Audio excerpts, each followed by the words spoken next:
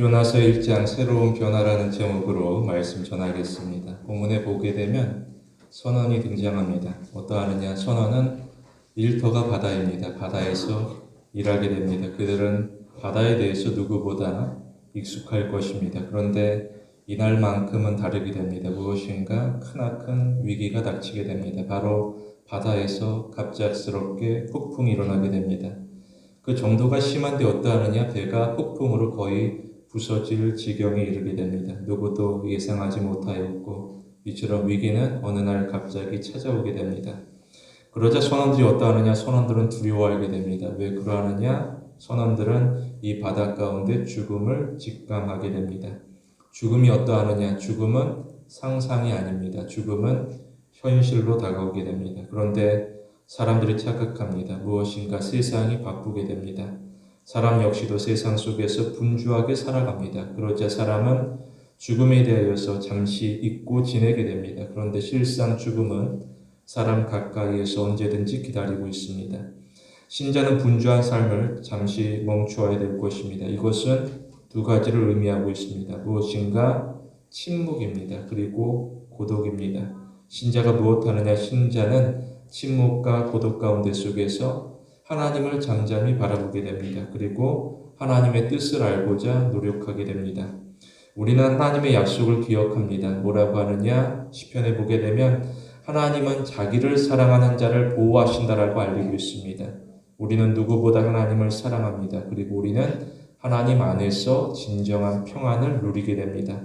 본문에서 두 가지로 봅니다. 첫째로 신자는 하나님의 말씀을 묵상합니다. 본문에 가만히 보게 되면 선원들이 하는 일을 소개하고 있습니다. 어떠하느냐? 선원들은 수고합니다. 선원들은 거친 폭풍 속에서도 포기하지 않았습니다. 선원들이 무엇하느냐? 두 가지입니다. 먼저로서는 세상 종교입니다. 선원들은 저마다 자신들의 신을 부르게 됩니다. 왜 그러하느냐? 사람은 아무리 노력해도 부족하게 됩니다. 누가 세상에서 완벽한가? 아무도 없습니다. 그래서 사람은 어려운 순간과 마주하게 되면 신적인 권능에 호소하게 됩니다. 이것은 오늘날에도 유사합니다. 무엇인가 무신론이고 또는 유신론입니다. 신이 있다, 신이 없다. 무신론, 유신론. 이 두 주장은 극단적입니다. 여기서 핵심은 신의 존재입니다. 무슨 말인가? 사람은 신에 대하여서 의심합니다. 동시에 사람은 신에 대하여서 호기심을 가집니다.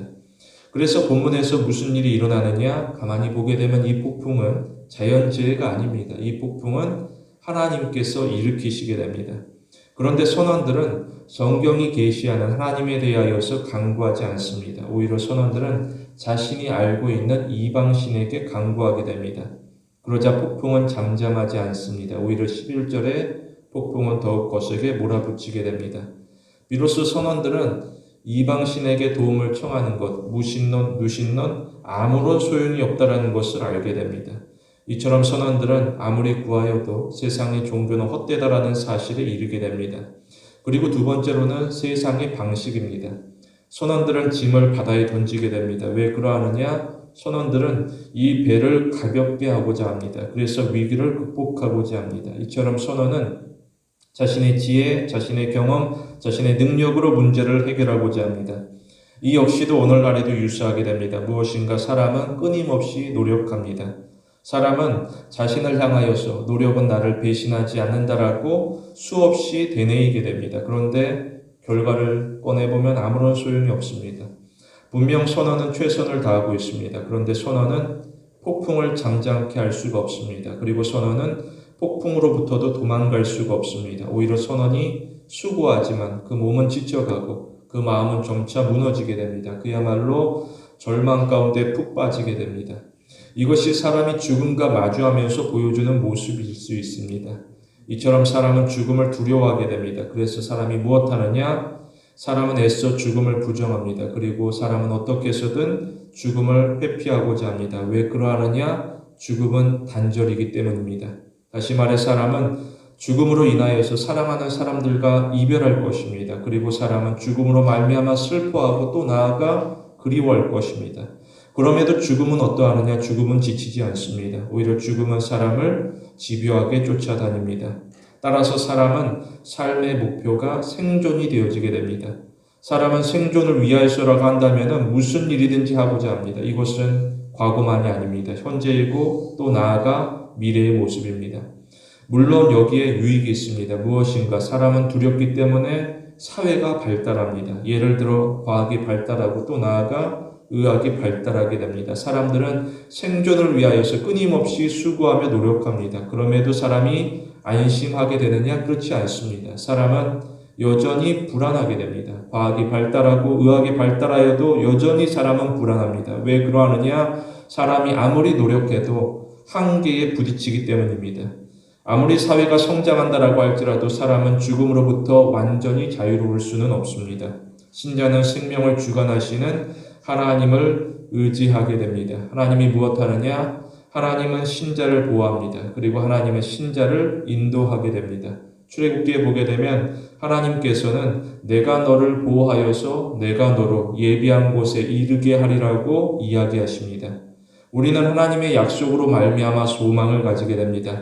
사람이 폭풍 가운데 있다 할지라도 아직 끝은 아닙니다. 사람이 질문하게 됩니다. 무엇인가? 사람은 왜 이렇게 하나님께서 더디 일하시느냐라고 항의하게 됩니다. 그런데 우리가 하나님에 대하여서 알아가면 알아갈수록 하나님께서 천천히 일하시는 것이 결국에는 우리를 위한 것임을 깨닫게 됩니다.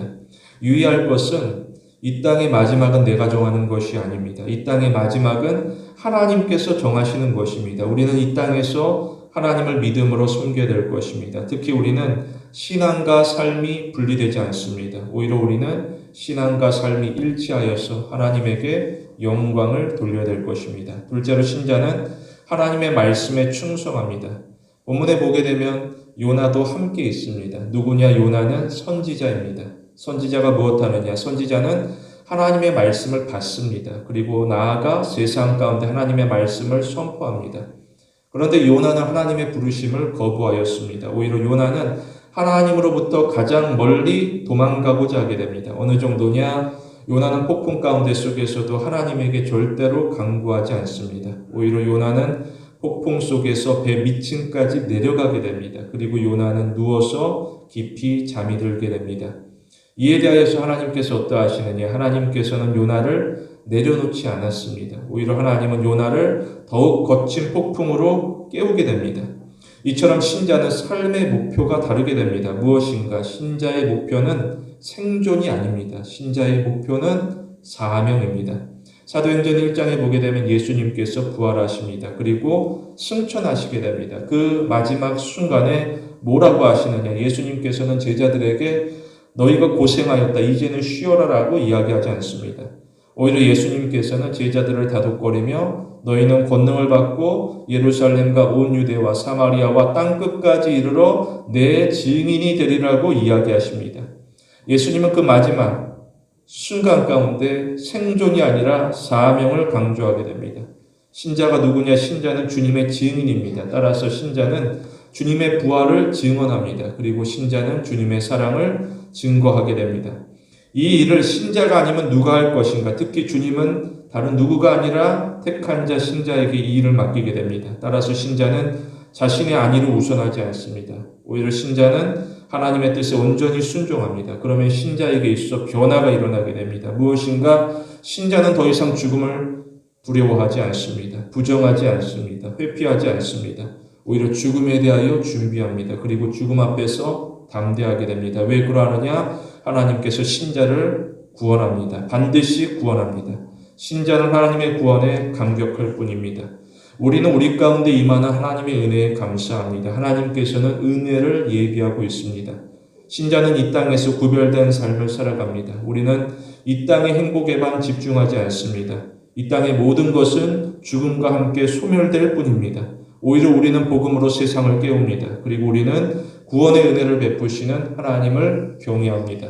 우리 모두 하나님의 인자와 자비가 붙드는 성도가 되길 원합니다.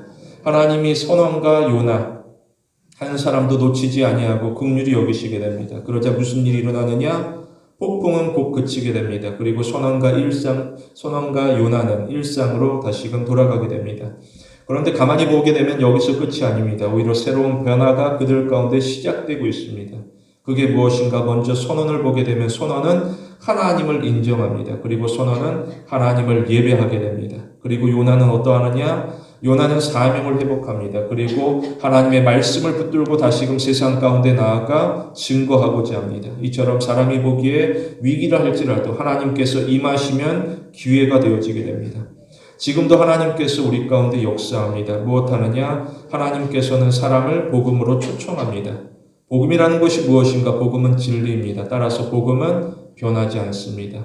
특히 복음은 하나님의 능력입니다. 구원을 주시는 하나님의 능력이 됩니다. 로마서에 보게 되면 이 복음은 모든 믿는 자에게 구원을 주시는 하나님의 능력이라고 알리고 있습니다.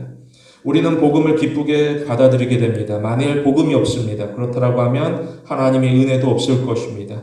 그러면 사람은 황폐하고 피폐한 삶을 살아가게 됩니다. 우리는 마음을 세상에 두지 않습니다. 하나님은 사람에게 마음의 변화를 요구하게 됩니다. 사람은 급격한 변화가 필요합니다. 어떠하느냐? 우리에게 있어 가장 큰 문제는 외부에 있는 것이 아닙니다. 폭풍이 아닙니다. 오히려 우리 안 내부에 있습니다. 바로 복음이 없다라는 것입니다. 이것이야말로 최대 위기가 되어지게 됩니다. 우리는 마음을 열고서 주님의 복음을 받아들입니다. 복음이라는 것은 우리에게 좋은 소식입니다. 우리가 무엇을 하는 것이 아니라 하나님께서 행하신 일을 우리가 기쁘게 받아들이는 것입니다. 우리는 복음을 선물하신 하나님을 높입니다. 우리는 구원을 보증하시는 하나님을 찬양합니다. 우리 모두 마음 가운데 복음이 심겨지는 성도가 되길 원합니다. 말씀을 맺겠습니다. 우리는 이 땅에서 옳은 일을 행할 것입니다. 우리는 죽음 앞에서 지난 날을 돌아보며 후회하지 않습니다. 오히려 우리는 날마다 하나님과 교제하며 영원한 기쁨을 사모하게 됩니다. 성도 여러분, 우리 가운데 하나님의 은혜가 임하는 귀한 신앙의 성도가 되길 원합니다.